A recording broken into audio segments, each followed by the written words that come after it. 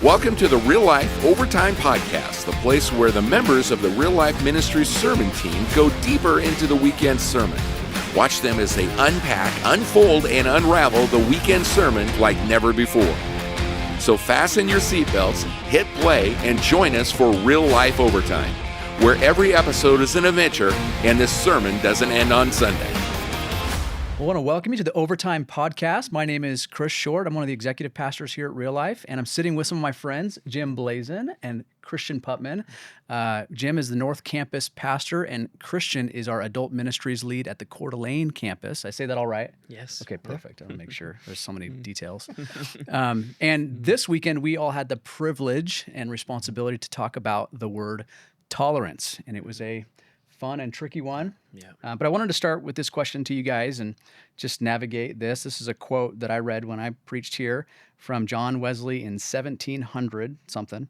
The quote goes like this: "What one generation tolerates, another will embrace." And I've seen other variations of that, which says we'll also celebrate, right? Mm-hmm. So what one generation tolerates, another will embrace, another generation would celebrate. Just share from your sermon kind of how you navigated the discussion around tolerance. Yeah, it's really good. We talked just about how in the word tolerance, there's almost multiple different definitions and words that are being brought in, and how even when you look up the Webster's dictionary of the word tolerance, they don't even go by that definition, and it means acceptance, and by acceptance means celebration, not only accepting something but celebrating it. We talked about love. If you don't tolerate everything about me, and by that I mean celebrate and accept all things, then you don't really love me. And so it is a very interesting word that is hard to navigate in the discussion, because we as believers, I would say, are the most tolerant, most accepting, loving people on earth. Jesus was that way, but there is a truth, and in the definition is that it doesn't mean we agree. You know, we're to tolerate hard people, and at the same time, we're not to tolerate evil, you know. And so we talked about that with a lot of different things, and so that's great. How about you, Jim? Yeah, we talked about just the difference between the world's definition. It's funny because I read the Oxford Dictionary, I did too, yeah. which is actually more historical than Webster's. But we talked about what, just some of the woke influence and the ideology that does say that not only is your idea important, but you have to agree with me, or I have to agree with you as well. And then we went to kind of the biblical picture of it and the fact that Jesus really embodied that. He was very tolerant. I used the text out of John 14:6 where he says, "I am the way, the truth, and the life. No one comes to the Father except through me." And that statement, I mean, if you go back to the very beginning, you go back to Exodus 20 with the 10 Commandments, the first commandment was, "You shall have no other God before me."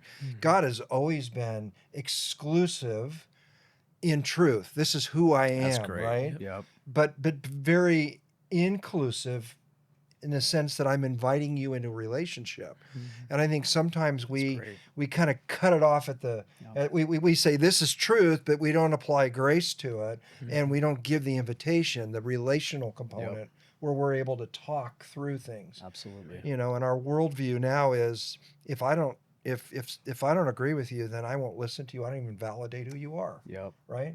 Absolutely. So. Well, thanks for sharing that. Yeah, and it's even funny just listening to, even in different dictionary definitions, the word for tolerance is relayed differently. And I think that's a perfect example of, where's this moving line? We've seen this drift is the word I used a lot, kind of to an anchor. Without an anchor, where you'll go wherever the wind blows you, and that's kind of what we're seeing with our culture. And I love what you said, exclusive in the absolute truth of God's word and who he is, but inclusive in bringing people in. That's a great way to say it. I'm sure we all said it just in different ways. And I don't know about you guys, but I probably had encountered more lobby conversations this week than in a long time of speaking. And maybe just talk about that, the dynamics of what people are experiencing as you kind of wrestle between truth and grace and these, like how to navigate exclusive, inclusive, tolerant, intolerant. What did you guys, some conversations you had, and, obviously no names, but what are some things that you wrestled through this weekend? Yeah, I got a lot of questions on, aren't we supposed to be loving and accepting? and that's exactly what we kind of broke down, and then it played out in discussion, like, but how do we actually do that? Yep. And so we just journey through. Like for me, I brought up the story, for me, I was an addict a long time ago, got clean a long time ago, but back in that season, no one taught me, but I had this mindset. I remember going to my dad at one point and saying, why don't you accept me and love me? This is who I am, and you aren't for that, so you don't love me. And his explanation stuck with me. He says, son, I will always love you. I always accept you. I'm always for you. Great. But I cannot condone something that not only is going to kill you physically, but spiritually is leading you down a pathway to your destruction. So I love you enough to actually share the truth with you. I will always pursue you, always love you, always be there for you. But this is not good for you. And so we've talked about how, Jesus went to those places all the time. He went to Zacchaeus. He went to the worst of the worst, and he loved them. He pursued them. He tolerated. He bore with them. And through that, they responded, but it was in the backdrop of truth, because you can't really experience grace if you don't call evil what it is, because you have nothing to compare it to. Great And point. it's through that we get to see, man, God actually loves me through that brokenness, but he loves me enough to say what truth is. Oh, thank you. That's great. Good. To your question about actual questions that I ran into, there are a lot of people trying to navigate like unique extended family dynamics, or even within their own children, to go, because one of the points I made is that we are to know what we are not to tolerate as Christians, and so there. I had a conversation with a family that is dealing with extended family, and their kids are fairly young, and they're trying to have appropriate boundaries within their home for this extended family to come in. They don't want to alienate them as Christians, but they also want to have appropriate boundaries that say, I love you, but this behavior, we don't tolerate this in our home.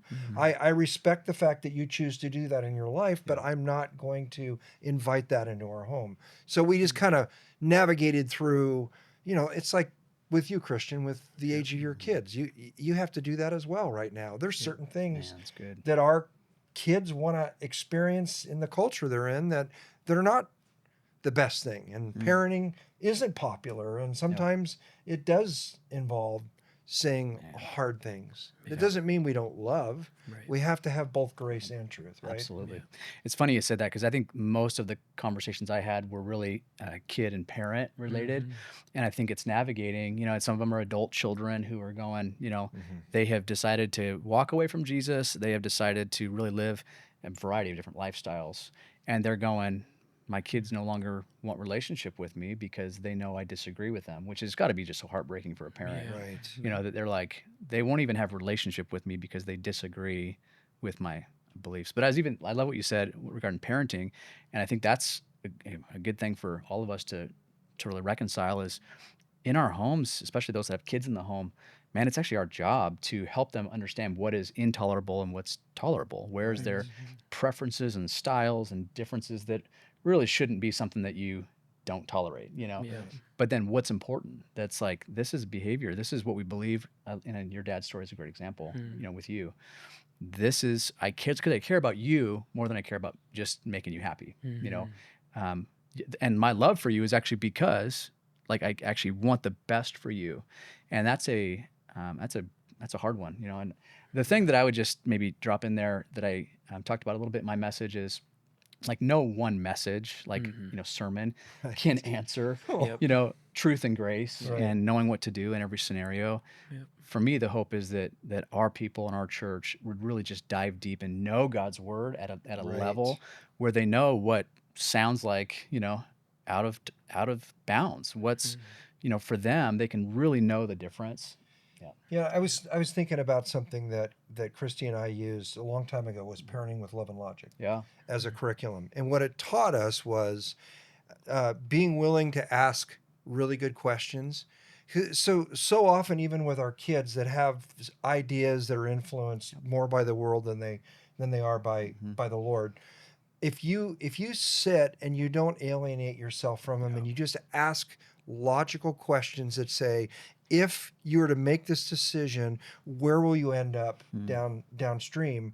Most of the time they come to their senses to realize what I actually think I believe doesn't even play out if someone helps me process it in a safe environment. It's really good. And I think that's Jesus with the woman at the well. Yep. I mean, there was a social, like, how can you with the Samaritan woman? She says, how can you ask me for water? You're a Jew. I'm a Samaritan, right? Like, there's social differences. And then he says, well, give me a drink. She says, well, you don't even have a cup to drink from. The well's deep. I mean, he's coming from two angles to sit with her. Yep. And what does he end up doing? He finds out what her real need is, and he speaks to that. That's so great, man. It's really good. Thanks for sharing. Yeah, I think as we look at just the whole series, as this wraps up the series, in these actual live conversations, sometimes it's just important to know that you start to identify we're actually not talking about the same thing. So when they say you're actually not loving and accepting, you're not tolerating me,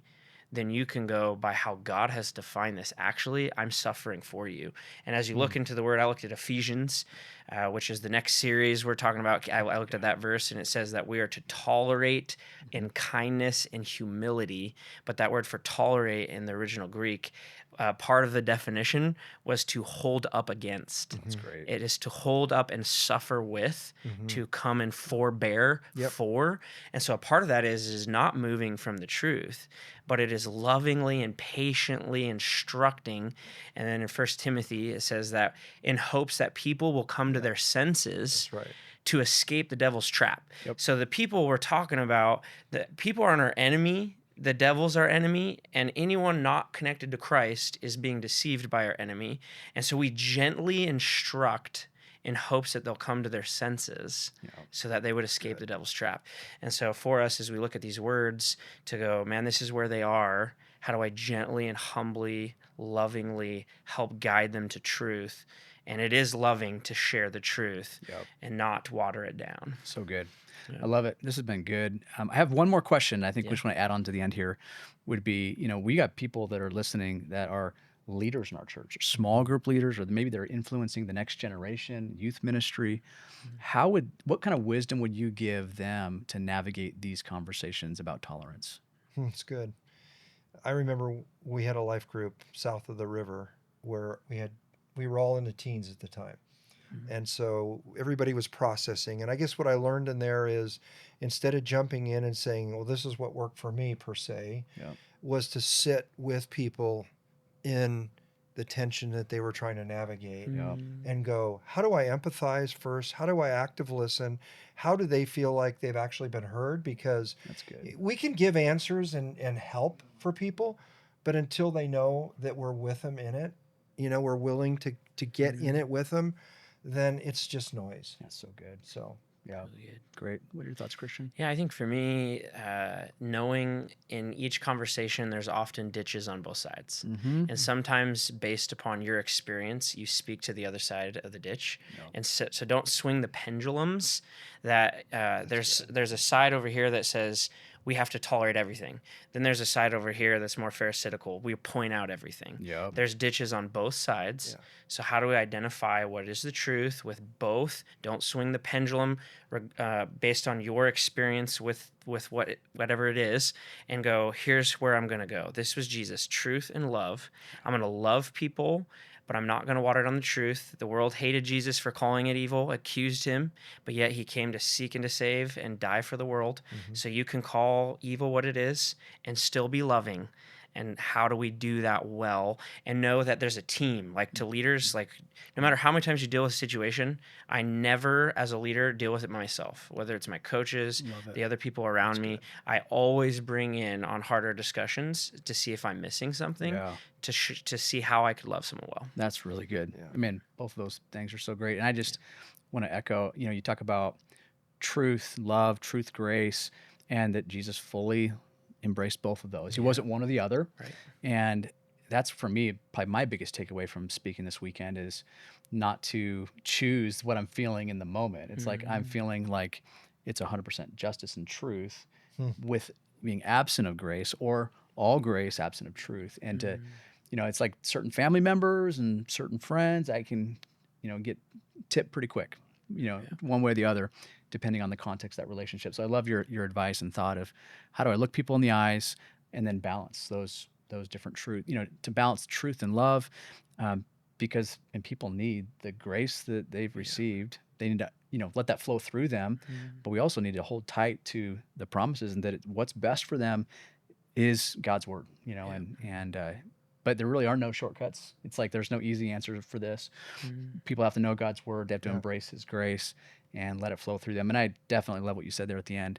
Without other people to process with, I don't know what I would do. Yeah. I need people to go with me and help me, bounce things off of and help me know if I'm getting a little bit off track myself. So that's huge. Well, this has been helpful. It's been a great discussion, and just excited. Like you said, we finished the sermon series. It's been such a great one, Lost in Translation. But we are kicking off a new sermon series next weekend called One, looking at Ephesians, and it's going to be just a great journey. So I hope we'll see you next time.